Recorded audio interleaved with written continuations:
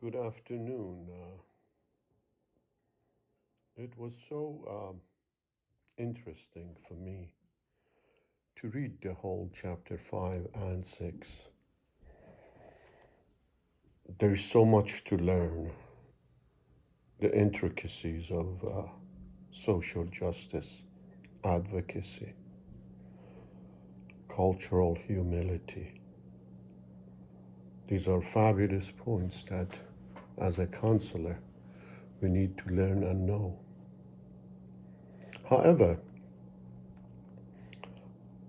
they are picked out and put in a very organized way and grouped and subgrouped beautifully to be able for students like me to study them.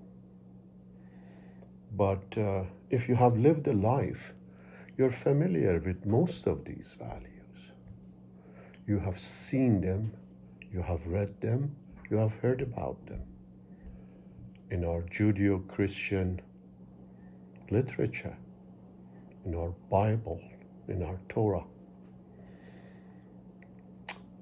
The problem here is what we also experience with Jungian psychology and Carl Jung's books. His writing is not easy to read, and however, if you put the time, it's quite rewarding. So, what has happened since he passed on is that many of his disciples, in a way, try to decipher his books in different ways, and unfortunately, they add some of their own into it naturally. So every now and then, there's a new guru comes with new books, and when I look at him, the root of it goes back to Carl Jung and his collected works. So the saying is that Jungian psychology that there are more books written and read in the name and discipline of Carl Jung, and they are read, that if that time was put into reading the actual work of Carl Jung, the collected works, the reader would have gained a lot more. That's why whenever I'm invited to a new gathering, a new seminars and speeches with the new guru, new writer, talking about the things that I know, all goes back to the same old thing. I tell them, thank you very much. I rather get my Jung psychology from Carl Jung. In many ways, this has happened to Bible. We have all heard stories that come from Bible. It has been interpreted in a lot of different ways. But not many of us take the time to read the Bible. Because if we had, then social justice would not have been a new term for us, a new thing for us. Advocacy for the poor and fallen would not have been anything new. Those of us who have read the Bible, those of us who have read the Torah, and to some extent Quran, know that all these things have been written about. There has been advocacy for all of these. I think in many ways, Bible in its more empathetic way is closer to what we call social justice. I don't know about Torah, but Quran has a much harder view of everything. So I like Bible for that. And again, if we go back to the Bible, we see everything that it's written here, everything that has been categorized, maybe not as smoothly, maybe not as organized, and not as pointed as well toward what is need to be learned, but it's all there. More than anything, I've been pointing at this throughout this series of video blogs. More than anything in any religion, and also I've seen it in Carl Jung's writing, you have to get to know yourself. Self-awareness. That's the foundation of your life. That's the foundation of your professional life, and also the foundation of your counseling life. You have to know yourself. You have to become aware of yourself. And again, that is something that has been mentioned in the Bible also. And there is always also advocacy the same way for every person that is fallen, for every person that is damaged or injured. Samuel T. Gladding, PhD, he says, social justice and advocacy are modern terms. The ideas behind them date back decades. As professional counselors, we are called on to act for the benefit of all in our society and to avoid stereotypes and labels. That means we must stand for policies in government and associations that are truly helpful for those who do not have the resources to help themselves. Isn't this what Jesus did? By advocating for the poor, for the people who could not advocate for themselves. But it still is good that we are somehow getting back to it through our counseling, teachings, and books.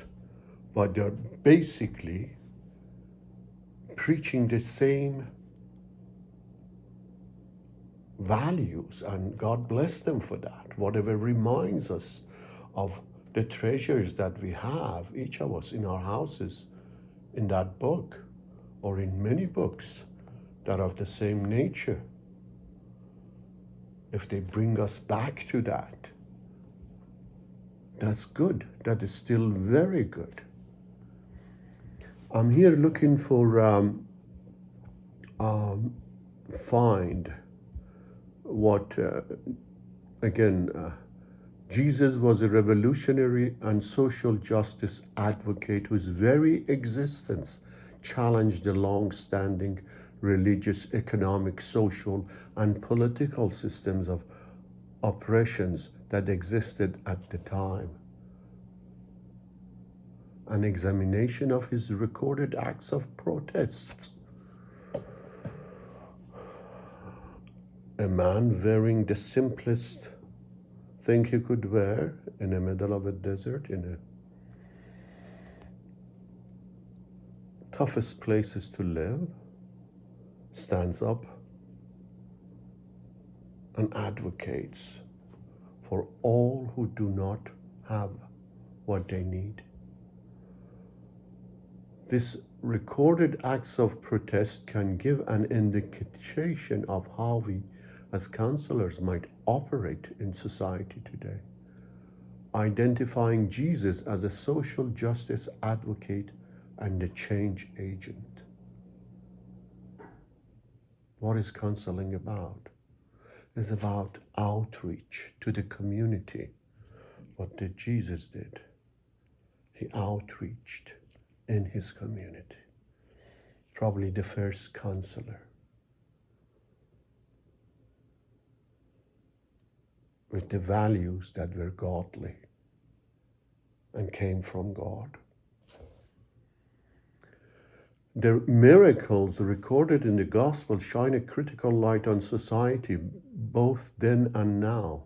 The woman with the issue of blood who was healed by touching the hem of his garment is every woman who does not have access to quality gynecological care for her endometriosis or fibroids. The man with the impure spirit who was left chained in the tombs is every person with a severe and pervasive mental condition that receives inadequate mental health services due to lack of access, stigmata within community, and bias within the mental health profession.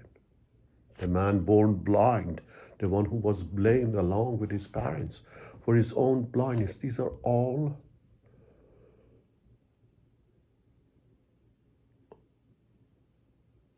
documented to show Jesus as the first advocate who has brought these miracles to his community, the first counselor. Again, I am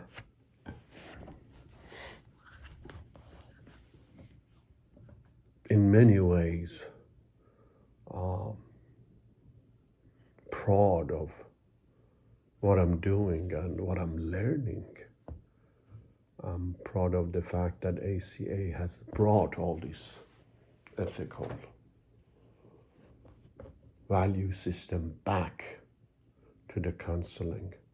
But these are value systems that should be part of our society, how we live our lives, how we socialize in our societies,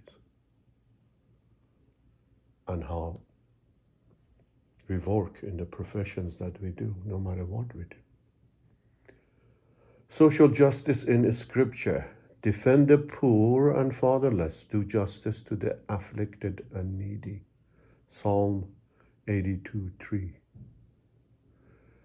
Righteousness and justice are the foundation of your throne. Mercy and truth go before your face.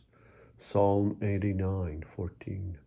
The Lord executes righteousness and justice for all who are oppressed. Psalm 103:6. Evil men do not understand justice, but those who seek the Lord understand all. Proverbs 28:5. Open your mouth for the speechless in the cause of all who are appointed to die. Open your mouth, judge righteously, and plead the cause of the poor and the needy. 31:8-9. Learn to do good, seek justice, rebuke the oppressor, defend the fatherless, plead for the widow. Isaiah 1:17. Forgive me, for I am foreign to this reading and still learning from it.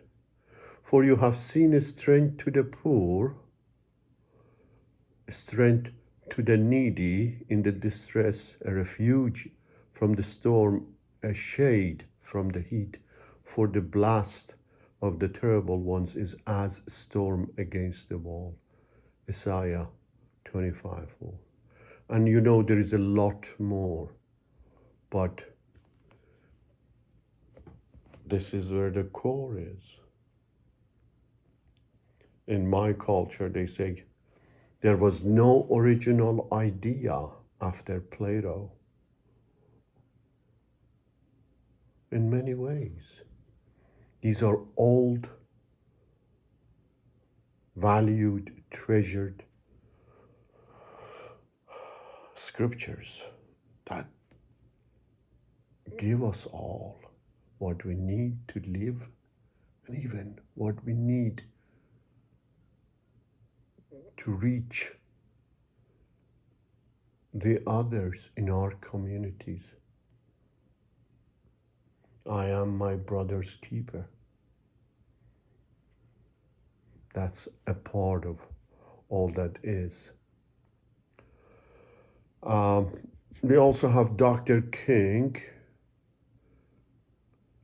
Dr. Martin Luther King Jr. said that for a Christian, the promised land was the kingdom of God, a time when the will of God will reign supreme and brotherhood, love, and right relationships will be the order of the society.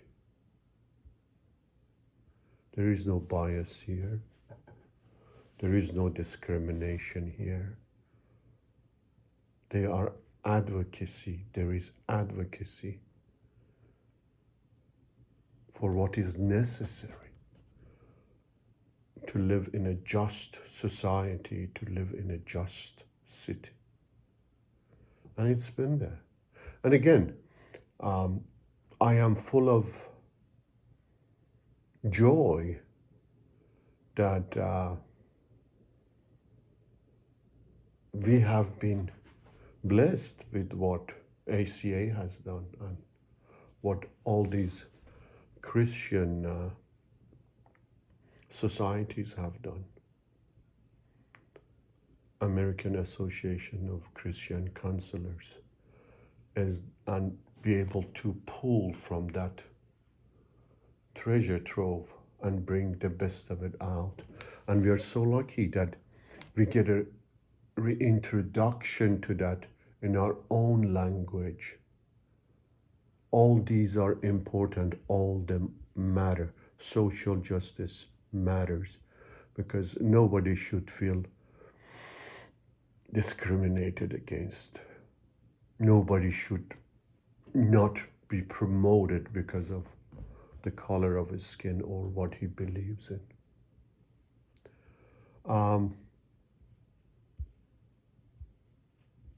Again, the whole idea of humility, cultural humility. There are 4 principles of cultural humility which helps to define and establish how it can be integrated into any field of practice. This is Go Forth 2016. These principles include self-reflection, learning from the client, partnership building, and lifelong learning. Again, we are going back to self-reflection. You've got to know yourself. You've got to know your vulnerabilities. You've got to know your own truth and start from the truth in any relationship.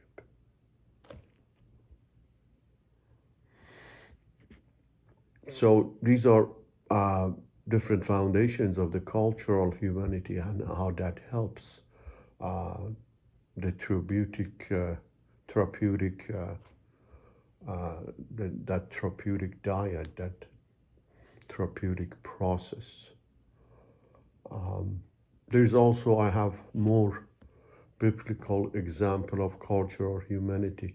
The ministry of Jesus was marked by serving and laying aside his wants for God's will to be done on earth.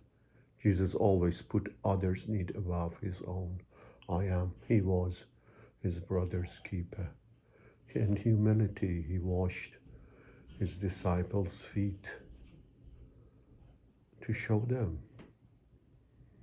that this is the highest rank for any man, to be in service of others, especially his brother. He fed a crowd of 5,000 and he healed those whom society saw as rejects. And we were taught in last few weeks that the way you can bring these treasures into your counseling without putting it on your clients is by being a counsel in the image of Jesus. because that's the most original and that's the best. And again, there is words about his advocacy. His disciples challenged the religious system by showing compassion for those who were considered outcast, oppressed, and disenfranchised. Acts 17, verses 6. It states that his disciples were accused of turning the world upside down by the unbelieving Jews. Jesus exposed the hypocrisy and greed of wealthy religious leaders during his 3 years ministry by calling out their legalism and hatred for him and those who followed his teachings.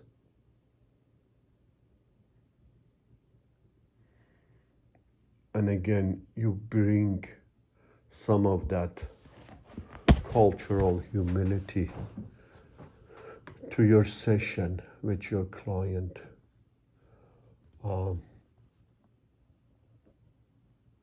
And go in there with the image of Jesus.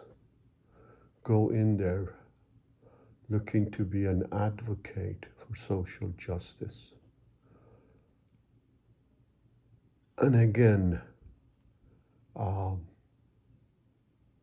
these are old wounds that have been healed, some throughout the times, and there are probably more wounds out there because of the biases and because of the discriminations. As counselors, we have a chance to find them and heal them. And another thing that helps you in your cultural humility and in working with your client is the fact that as a counselor, you work toe to toe with your client. You are not doing a therapy. You don't see yourself as somebody who knows better or has more information. You learn from them and you teach them, and that creates that therapeutic relation and process and brings it all to view. I am not personally very much interested in microaggression. I think that is going a little bit way out there. I think that's too much. We have enough of the macro, we have enough of the big picture to see and look at. We have enough of great influences of our religious leaders and also our scholars in the field of counseling that we can work on without having to put everything under a microscope to see if somebody unconsciously, that's a tall order. And to some extent, I think we have more important things to worry about. And if we take care of that, if we just take care of the self-awareness, which I always emphasize on, if we get to read our Bible or what it advocates in our counseling literature, they're very close. We don't need to have to worry about microaggression. Our wounds heal much faster, and we become effective counselors.